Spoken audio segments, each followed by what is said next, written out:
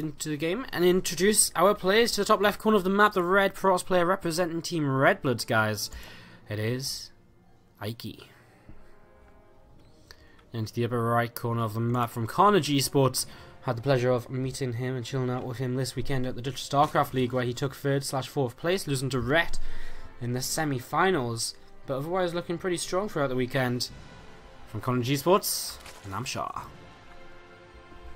See what these guys want to get up to here on Iron Forest. Immediately a pylon on the low ground for Eiki, so whether he wants to hunt for a cannon rush or whether he wants to you know, just Nexus first into Forge here. Whatever he wants to do, it's going to be a very early Nexus based on this early pylon.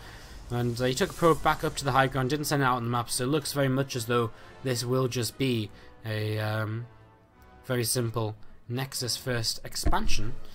Excuse me, I really have to cough.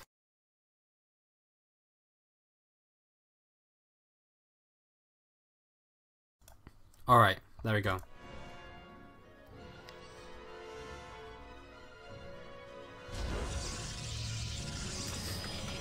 So, PvZ here. You actually see a gateway first on the low ground, which is kind of interesting. So, I'm intrigued to see what this leads into for Eiki.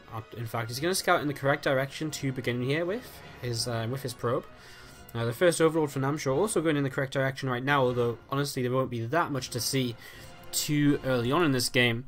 It's going to be a little bit of a slow start while we get ready to go into this, as Namshar's open with a pull first, so playing very safe. Drone comes down to the low ground, going to be able to pop his hatch down without too much of a delay, and well, with no delay at all basically. Pops it straight down there, so pull into hatch, nothing crazy here from Namshar, good old standard stuff, and Namshar just going to be quite happy here at the start of this game. Nexus gets dropped on the natural, as we expect. Again, gateway first is a little bit of an intriguing way to go. I suppose he doesn't feel confident of just a straight up go for the Nexus. Just wants that little bit of extra safety of that gateway already being down, just in case.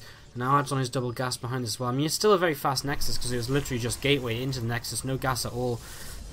But yeah, a little bit interested. Now I'm sure going to come down here, just going to double check what's going on. Seeing the gateway is going to be nice for him, gives him that idea that, well, he'll now know exactly what is going on for his opponent and exactly how his opponent's open. So he'll know all the possibilities and different timings that will lead from this point onwards. You know, he'll know when Warp Gate is roughly going to be finished. He knows when to be prepared to deal with an incoming, you know, aggressive build from 2 bases, or when he needs to scout for that sort of tech going down. So this is nice to know from the start of this game. Hi to you guys in the chat. Hey Stefan, how you doing? Hey Strinton. Time for the Namshar Nater. Doesn't really work, does it? Ooh. Whoa, whoa, falling, sneak on by here. The Namshar Nater. Surely it should be Namsharinator. Namsharinator. Something like that.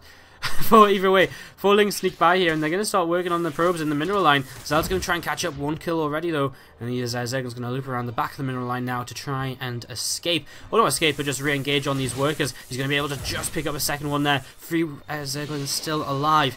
And this is very annoying for Eiki to deal with here early on. Mothership core pops out in the main base though. The Zerglings, are they just going to leave? Yeah, they're going to go for another probe. And then they're going to leave. So actually really nice for Namshar. Kills 2 probes for a single Zergling. Complete scout of the base. I mean, not really much to see. In fact, absolutely nothing to see. But again, it's just nice to get in there and check there's nothing super quick going down. You know, nothing, you know, it's not a crazy fast Stargate or anything along those lines. As we have our third base coming up from Namshar. It's going to finish up here in nice quick third base. Not really too much of a surprise considering the speed of this early Nexus from Eiki. Again, not a Nexus first, but pretty much as fast as you could get a Nexus to be without going for the Nexus first. Just the gateway straight into the Nexus. As Namshar been playing gasless up until now, going to add on his extra gases and get into his the next part of his game. Going to start getting his tech out, and we'll see if he wants to commit into Zergling speed, see if he's just going to head straight into Roaches here. Of course, a lot of different possibilities as this Mothership core gets turned away, and Mothership core just going to have to back off here for now. A couple of Zerglings from Namshar just going to head back across the map, and well, I mean, they're just going to try and poke the frontier, see what's going on, and I mean, see if Warp Gate's finished yet. There's a couple, I mean, see if, you know, Corona's been put into Warp Gate. A little bit of information like this never goes amiss, and I mean, it's better to have that little bit of info than no info at all. 3rd and 4th gateway is added on here for Eiki though, so definitely the potential to be aggressive. This Mothership core is actually going to be doing a little something to be annoying here, as we do see creep just being pushed out to connect these bases from Namshar right now. As Legend Speed does start, we see Evo Chamber well on the way, as well as that Rotoran and the Lair, and just a Forge actually coming up now for Eiki. So for a few moments I thought he might be looking to get aggressive with this, with the 4 gateways, but kind of doesn't really look like it in the end. Maybe he warps in another round of units and goes across and just uses, you know, just recalls away, but he's actually just going to move out and take his 3rd base actually, so nothing really aggressive at all from Eiki, and just going to use them 4 gates to be able to secure his 3rd base. Forge coming up as well, so you can add on that ever so important kind of cannon pylon, gateway wall, and just got a little bit of extra defense to keep that 3rd base alive. Hallucinated Phoenix has been checking out the main base and so on, and hasn't really seen too much, just that the Lair is on the way. I guess he saw the Rotoran, a little bit of a mini Rotoran there. Mini Rotoran and the Evo Chamber coming up as well. So he has a pretty good idea about what's going on and what sort of build his opponent's going for. Another Hallucinated Phoenix coming across the map. I mean, the more information you can get continuously throughout this game, the better. So you just see that 4th base dropping. So again, nice information for Eiki. He continues to figure out what's going on in this game. He knows what's happening, and so he can react in whichever way he feels is best, based on the situation which he's in. So always nice to have that knowledge, have that information. Extra gateways added on. This is to wall in that cannon over here. Rubber facility coming up as well, and I wouldn't be surprised to see that Twilight Council dropped in the next few moments, so you can add in the +2, head into the blink as well, and there it is. Very standard PvZ build here, no surprises at all in all honesty from Eiki. It's very standard stuff up at this point. Nothing you'd nothing you wouldn't expect to see. As Hallucinated Phoenix moving out on the map, and we'll see a few roaches coming across here. And he's going to have to be a little bit, a little bit wary of that, as a couple of probes going to be picked off here by these roaches. A lot of sentries here though, and he needs to be careful, because if he force fields these roaches off, that's fine, but he has to make sure he places the force fields correctly, because if he lets a few too many roaches through, he's going to have a fair few dead sentries, so he has to be a little bit careful here. This is nice, peeling a few roaches away towards the natural. Another worker goes down, as they're just being kind of rallied out here. Oh, there's 1, there's 2 sentries going down. The force field's going to block all the roaches away, and it's kind of nice, because he can't exactly just march towards the natural now instead, because the Photon Overcharge is up there. Okay, it's not the fastest of DPS, but it is some DPS, as the roaches turn around once again. This is pretty much a nice number of roaches to left. I think he's actually going to lose 1 sentry still, but that should be about it. And these roaches are going to have to back away here. But nice play from Namshar. I mean, he's gained a lot from this little attack. You know, he killed off 3 sentries, he forced an overcharge, got a little bit of energy drained away from the sentries that did remain alive. Behind all of this, he's up to 86 drones, 4 bases up and running. Burrow is, on the way for him. He's got +2 on the way. He's got Hydras on the way up as well. He's moving into this Roach Hydra composition, which all Zergs want to be into in the mid game usually. And from here he's going to be able to look towards maybe moving into a hive to get those Vipers out. A lot of different possibilities for Namshar from this point onwards. I mean, he's not going to stick on, well, he could try and stick on Roach Hydra for the entire game, but just simple Roach Hydra is not going to get you a long way, so he's going to want to tech switch out in some way at some point. But he's going to be pretty committed to this for a while. He's investing in tunneling claws, he's getting the +2 missile attack upgrade.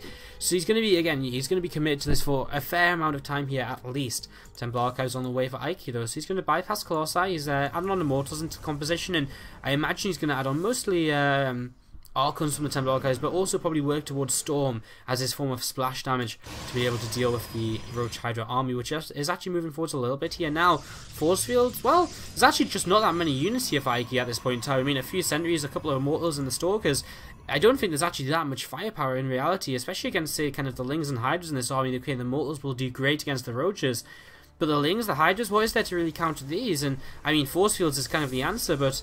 and well, Storm as well, but of course Storm isn't done just yet. No +2, no blink either, so if Namshar wants to attack, it's actually going to work out really well for him right here. And he sees that army, but he doesn't think he has what it takes to engage into this just yet. +2 is 20 seconds away from finishing. Tunnel Claws very close to finishing as well. However, he will find an opportunity to move up in towards the 3rd base, so he's going to try and get a little bit of damage done here. Pylon already going down, another Pylon as well will fall. Nice little set of force fields here by his opponent, and he will lose a sentry forward. In fact, he might be able to grab another sentry. No, he doesn't have the target fire onto it.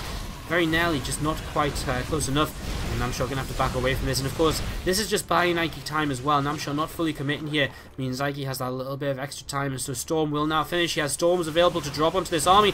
Namshar has to be so careful. He sees the Templars. He must know it's a possibility. And now the Storms begin to rain down. He moves out of them very swiftly. and realizes he just cannot continue to commit into this. Yeah, pile on down to the bottom right though, and Eiki begins to warp in Zealot. He's going to look for the harassment on towards this 4th base, try and slow down Namshar a little bit, slow down this economy, slow down his income. And Namshar has got them as well. His main army is not in a position at all to begin dealing with this. Storm's starting to come down on the roaches on the hiders, and that'll weaken them up enough to allow these stalkers to blink on top of them with those +2 weapons, as these zealots are going to be able to pick off this 4th base, it seems. Goodbye 4th, and Namshar suddenly in a little bit of trouble here. He's maxed out, but his hive is going to be pretty late actually. I mean, he's actually playing a style where he gets his hive so late in this game, 15 minutes, and the infestation pit is just finishing here, so we're not going to see Vipers until, what, 18, 19 minutes in the game. It's a little bit crazy as we do see these units all moving along to the south side now. A couple more temples have been warped in. He's going to come up towards this 4th base, which is now just rebuilding. And again, Namshar, all he has is this Roach Hydra army. He doesn't have, anything special here. He's got no blinding clouds to zone out his opponent. He doesn't have, abducts to kind of weaken the kind of, the full, he doesn't have abducts to kind of get the expensive units in a forward into the middle of the army. He has to be so careful of the storms. The first 2 storms are alright, but the first hits the roaches, the second kind of misses. And so that's good storm dodging so far from Namshar. I mean, hitting the roaches isn't so bad. It's the hydras which are really kind of squishy here in the back of this army. There's a few more stalkers being warped in here, and Eiki going to continue this aggression. Namshar moving across the map, looking as though he's just wanting to base trade right now. That hive is on the way for him. He's getting his +1 melee upgrades as well as +2 cavities. Infestors are going to become a part of this composition soon, it would seem, as the Pathogen Glands is being added on. But this counterattack is huge, and do we have a mothership core? Yes, we do. So recall is going to be available here. How much damage can Namshar get done? Well, he's already moving in towards the 3rd base. The recall is going to come into the 3rd base though, and Namshar's just trying to move command into this, so he's not going to get anything done. He is at least going to clean out a lot of the natural, and he should be able to at least get the Nexus here. And it's going to take the Protoss player a little while to move his army into position. He's going to send a single roach up to the high ground here. A lot of probes going down, in fact. And Namshar now going to split his army up a little bit. These couple of roaches over here will continue to slow this army from getting into position. And so this natural nexus looks as though it may just about fall if Namshar is target firing it. And yes, he is. So the natural nexus will fall. Namshar will continue trying to do damage in the main. A lot of work is going down here. Eiki is losing a lot of his economy. Of course, Namshar losing a lot of units to get this done. We'll turn around and just fight with these stalkers. And I mean, they're actually going to do an okay job trading against these stalkers. There's just a few of them able to engage at the front. Eiki rebuilding his natural. Namshar not just rebuilding a 4th, but starting to build a 5th base, and well, he's just going to continue sending roaches across the map here. But again, at this point in time, Eiki's army is definitely stronger, and Namshar can't really afford to actually fight here. 3 free upgrades are on the way. He's struggling for gas, so he can't afford to go into his Vipers just yet, as Eiki just hallucinates a bunch of Colossi. Oh, a couple of units chopped in there from that recall, so has to kill off one of his gateways. As Namshar moves down to the south side, going to clean up a couple of pylons. Eiki's economy is non-existent right now, but his army definitely is, well, is definitely alive and well.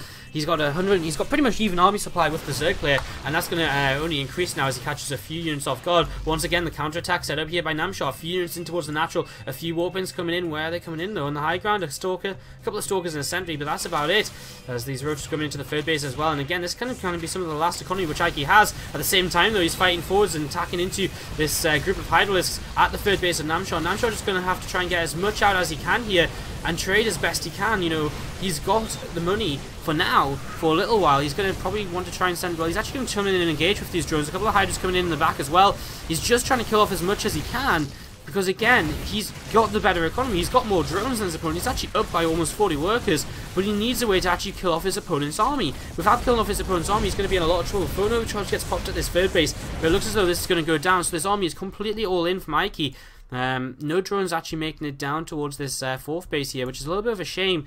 You've got some drones over there, a little bit of extra mining would definitely not go amiss. Nice burrow here. These roaches are actually going to be able to escape for a little while, as we have drones being pulled into this. Again, just going to try and put anything he can into this army, as the storms are going to rip to shreds a lot of these drones in the front. A couple of Templars going to get taken down by a few hydras. These immortals just so beefy though. Namshar just trying to get out any units he can, and I mean, there's a couple of units all over the place. The hydra trying to fight over there. Does Namshar just not have enough? I'm not sure if he does. There's a couple of hydras coming down the ramp from the main base, but everything's just so split up. He's got a few roaches kind of come back across the map, but there's 4 immortals here, 3 Archons as well. I mean, out of all the units that remain alive, it's the tanky ones that just have not died, and of course there's a few available, and oh, there's reinforcements as well. I think this is over for Namshar. Very close game. He looked as though he might just about be able to make it work, but it was just not enough for him in the end. GG. A little bit of a frustrated